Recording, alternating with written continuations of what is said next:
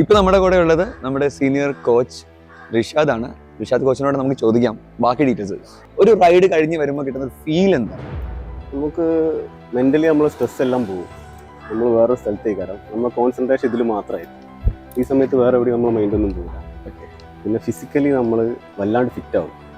നമ്മൾ താഴെ മുതൽ മുകളിൽ വരെയുള്ള എല്ലാ ഭാഗങ്ങളിലും ഒരു എക്സസൈസാണ്. ഫിറ്റ്നസ്സിന് വരുന്നോല് ഓൾക്കൊരു ബേസിക് റൈഡിങ് ആയിക്കാരം ഓൾക്ക് ആവശ്യം ഉണ്ടാവുള്ളൂ. ഫിറ്റ്നസ്സിന് വേണ്ടിയിട്ടുള്ളത്. ക്രൈസിന് വരുന്നവർക്ക് ഒരു ബേസിക് റൈഡിന് അപ്പുറത്ത് അവരേതായിട്ടുള്ള കാര്യങ്ങൾ ചെയ്യാനുണ്ട്. ഉള്ള ഓരോ വോയിസിനും ഓരോ ക്യാരക്ടറാണ്, അത് ഓരോ യൂസിനുള്ളത്.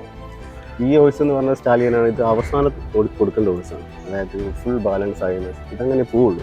പേടിക്കാനുണ്ടോ? റിസ്ക് ഫാക്ടർ ഡെഫിനറ്റ്ലി നമ്മൾ ഏതൊരു സ്പോർട്സിന് പോകുമ്പോഴും വീഴും എന്നുള്ളതല്ലാതെ വേറെ എന്തെങ്കിലും ഒരു കാര്യം പേടിക്കാനുണ്ടോ? ഈ ഒരു ബൗണ്ടറിന്റെ ഉള്ളിൽ അങ്ങനെ റിസ്ക് ഫാക്ടർ ഇല്ല. നമുക്ക് ഇതിന്റെ ഉള്ളിലെല്ലാം സേഫാണ്. ഹെൽമെറ്റ് മറ്റു സാധനങ്ങൾ വെക്കുന്നുണ്ട്. നമ്മളൊരു പരിധി കൂടുതൽ ട്രെയിനിങ് കൊടുക്കുമ്പോൾ നമ്മൾ ജാക്കറ്റ് കാര്യങ്ങൾ അതിനുള്ള സേഫ്റ്റി എല്ലാ സംഭവങ്ങളും ചെയ്യും. ഓക്കെ. പിന്നെ വോയിസിന്റെ ഭാഗത്തുനിന്ന് എന്തായാലും ഒരു പ്രശ്നം വരില്ല. നമ്മൾ അത് ചെയ്തിട്ടേ അവർക്ക് കൊടുക്കുള്ളൂ.